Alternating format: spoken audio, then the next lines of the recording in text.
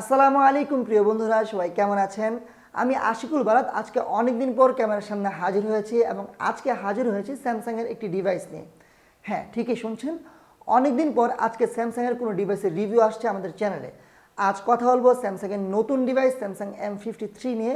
জানাবো এই ডিভাইসটির ভালো মন্দ সকল কিছু। এই ডিভাইসটির দাম 48,000 টাকা থেকে 50,000 টাকার আশেপাশে। এই বাজেটে এই ফোনটির ডিসপ্লেটা বেশ ভালো, ফোনটির ব্যাটারি ব্যাকআপ খুব ভালো এবং এই ফোনটির পারফরমেন্সও বেশ ভালো। তো খারাপ কি? আজকের ভিডিওতে কথা বলবো এই ফোনটির ভালো দিক কী, এই ফোনটির মন্দ দিক কী এবং এই বাজেটে এই ফোনটি কেনাটা কতটা উচিত হবে। তো ভিডিওটি শুরু করার আগে অবশ্যই দেখে নিন আমাদের চ্যানেলটি সাবস্ক্রাইব করা আছে কিনা। সাবস্ক্রাইব করা না থাকলে অবশ্যই আমাদের চ্যানেলটি সাবস্ক্রাইব করে নেবেন এবং অবশ্যই বেল বাটনটিতে ক্লিক করে নেবেন।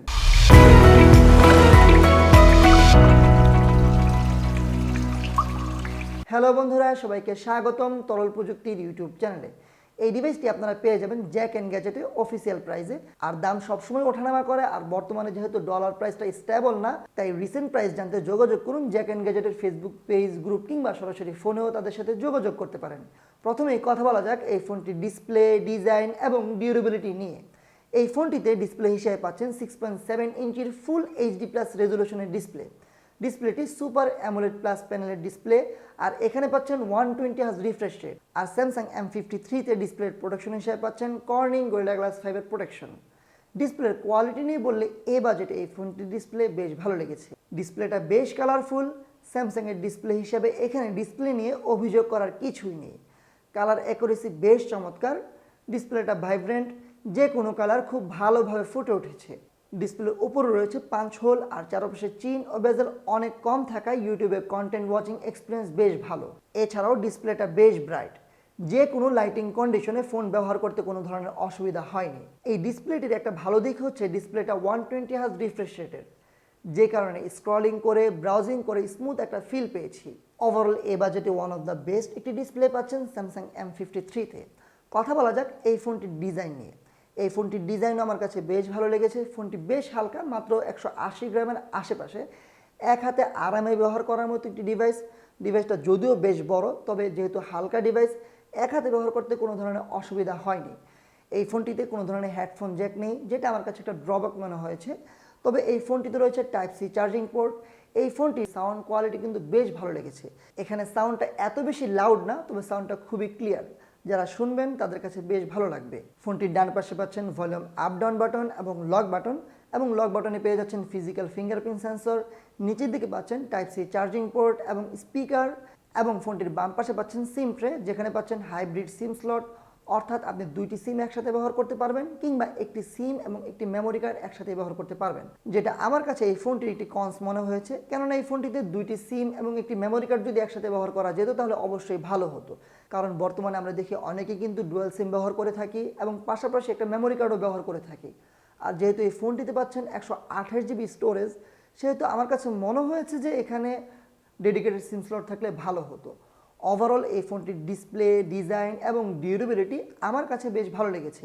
ও আরেকটা কথা, এই ফোনটির কালারটাও কিন্তু বেশ ভালো লেগেছে। তবে ফোনটি প্লাস্টিক বিল্ড, যে কারণে দাগ পড়ে যাওয়ার একটা সম্ভাবনা থেকে যায়। কথা বলা যাক এই ফোনটির ক্যামেরা নিয়ে। এই ফোনটির রেয়ারে পাচ্ছেন 4টি ক্যামেরার সেটআপ, যেখানে প্রাইমারি সেন্সরটি 1.8 অ্যাপারচারের 108 মেগাপিক্সেলের সেন্সর।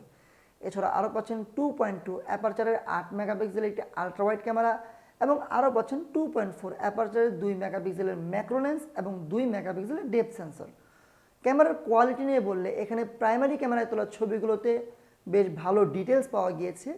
ছবিগুলোর ডাইনামিক রেঞ্জও বেশ চমৎকার, তবে ছবিগুলো একটু ভাইব্রেন্ট এবং কালারফুল।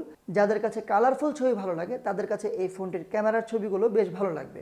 তবে যারা একটু ন্যাচারাল ছবি পছন্দ করেন তারা এই ফোনটির ক্যামেরার ছবিগুলো খুব একটা খুব একটা পছন্দ করবেন না। এছাড়াও এই ফোনটিতে রয়েছে আলট্রাওয়াইড সেন্সর, যেখানে ডিটেলস একটু কম পেলেও ডাইনামিক রেঞ্জটা বেশ ভালো, আর ভালো আলোতে ছবি তুললে বেশ ভালো ছবি পাওয়া যায়।